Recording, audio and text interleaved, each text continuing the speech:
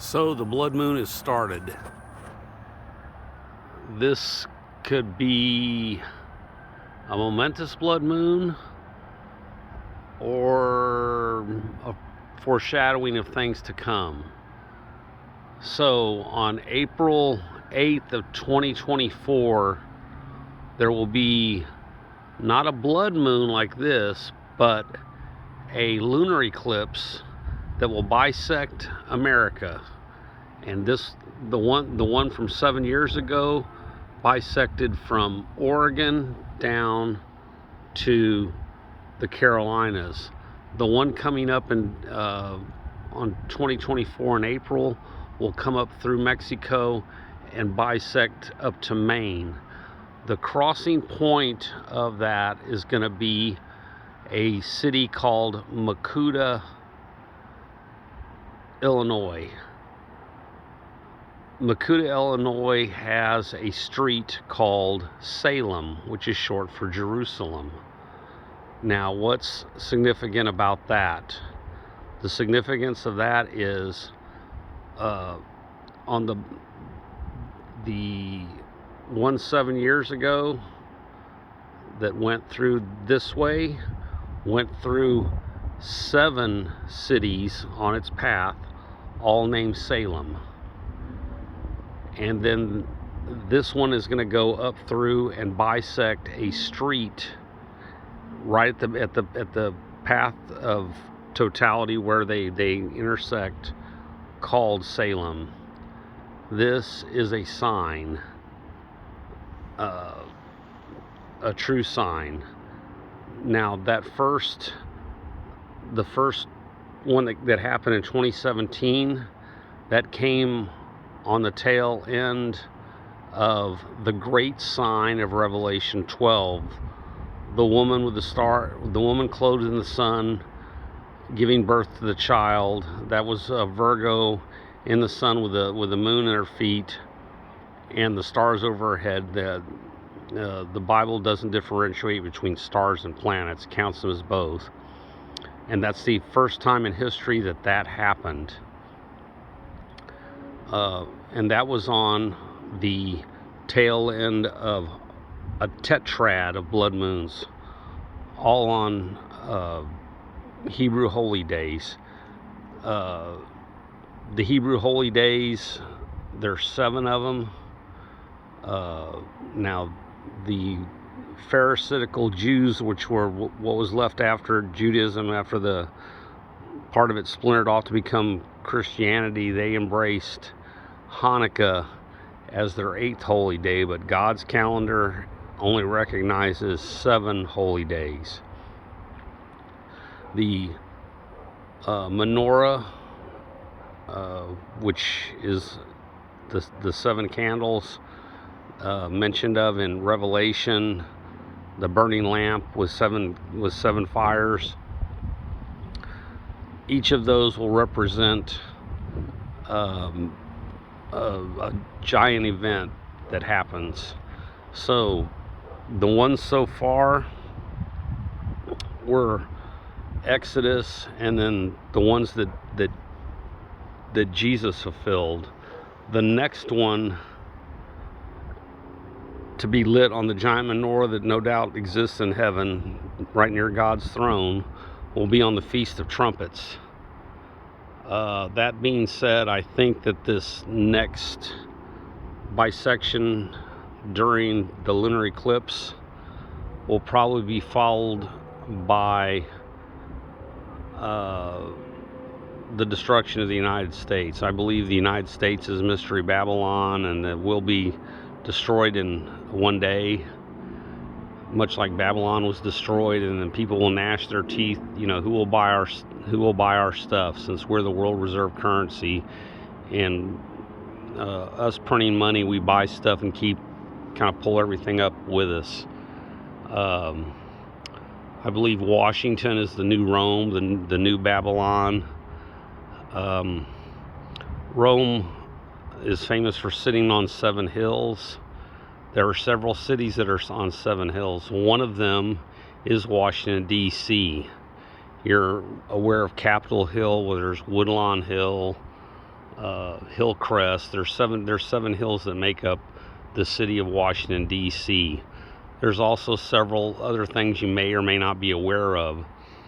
Yes, Washington's on the Potomac, but there's a little tributary that goes off of the Potomac, and it was called the Tiber. The land purchased for Washington, D.C. was bought by a man named Pope. The parallels with ancient Rome and the United States, they were the world power of the day. The U.S. is the world power of the day. Right now, all eyes can't be on Jerusalem as the world capital because of D.C. So Washington, D.C. will be overthrown. It will be destroyed. And then the Antichrist, as he comes to power, will set up his throne in Jerusalem, and he will rule there. And then all the countries will come there in the place of Armageddon, and then right at the end, God himself will come down and smash them. The book of Revelation, the Apocalypse of John, talks about an army of 200 million. Well, when this passage was written on the Isle of Patmos by John, there was hardly 200 million people in the entire earth at the time, much less a single country that could field an army that big. So there's going to be the plague of locusts. There's going to be the plagues of Exodus are going to be revisited at the same time. And you will be forced to take the mark of the beast or be beheaded, or you're going to have to fight for it or starve. So don't take the mark. I tend to believe that the great sign gave us the 7 fat years. Let's look back at Joseph. So Joseph is a type of Messiah, of Christ. And when he became the vizier of Egypt, he interpreted the Pharaoh's dream, and the Pharaoh's dream had the 7 years of the fat cows and the 7 years of the dying cows that looked like skeletons. And so there was 7 fat years.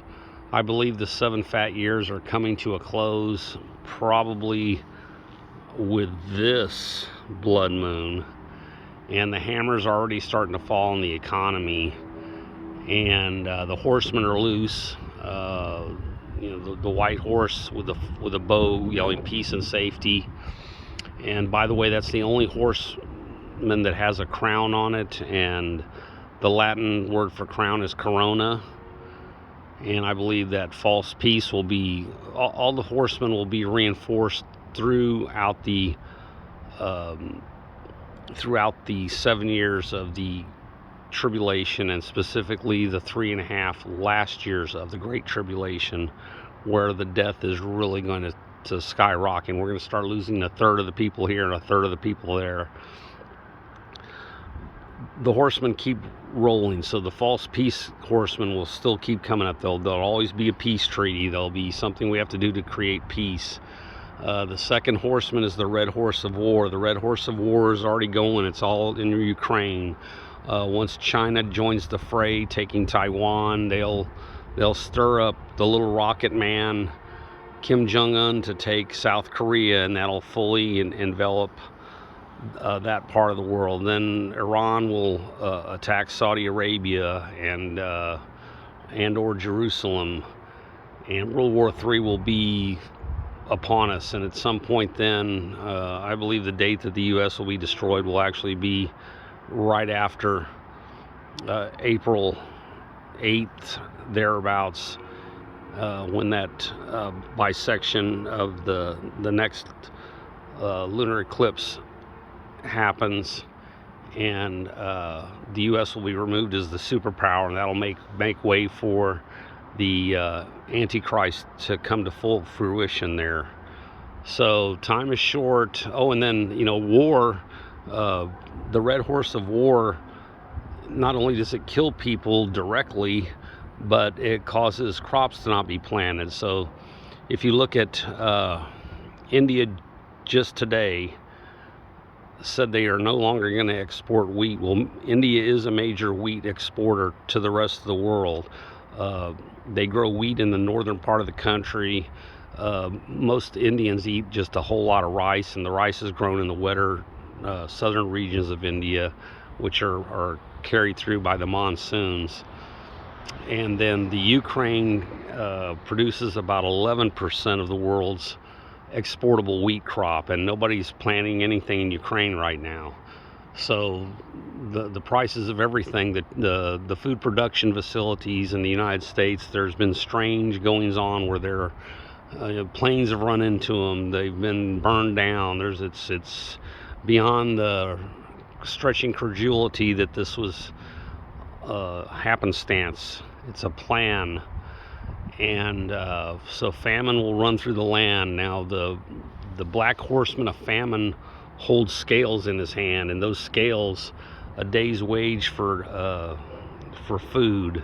So everything you spend it'll take everything you earn just to feed yourself. And what's a byproduct of malnutrition and war? That will be the fourth horse. The sickly horse, the pale green horse. For I beheld a pale rider, and on him sat death, and hell followed him. So the pestilences, and I'm not talking about this little bitty coronavirus. I'm talking about bird flu. I'm talking about bubonic plague. I'm talking about African hemorrhagic fever.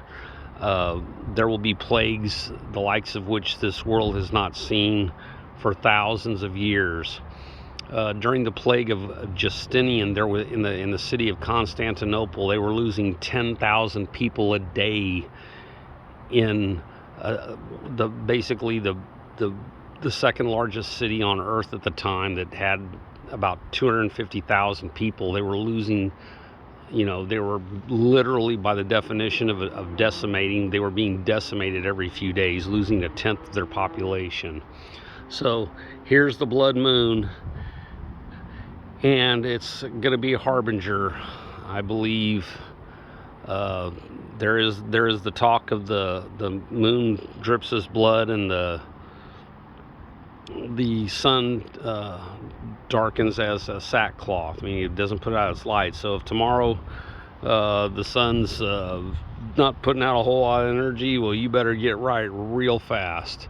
You better get right now anyway. So anyway, I'm going to watch the rest of this blood moon. It's about halfway done. And anyway, that's my thoughts on all this stuff. Share this if you would, if you've gotten anything out of this. Remember, Yah wins in the end. So no matter what this coming days come up, Yah will win. He sits on the throne. I've got all kinds of stuff you can check out. I've got 4 TikTok channels: Timmy Pat Moynihan, Tim Pat Monahan, Timmy Moynihan. I've got timbosplace.com. I've got 4 or 5 YouTube channels: Patrick Moynihan, Pat Moynihan, Edward Moynihan, Tim Moynihan, Timmy Moynihan, Timothy Moynihan. I'm on Facebook. I've got several accounts. I'll try to keep you informed as best I can about my thoughts on this and what I think could happen. Again, I've got myself pretty well set up. I'm a rough and ready guy. I train constantly for all kinds of different kinds of battles and situations. I've pretty much lost everybody anyway. I don't have a whole lot to lose, but y'all do. So I'm made for such a time as this. So enjoy the rest of the blood moon and keep looking up. Maranatha.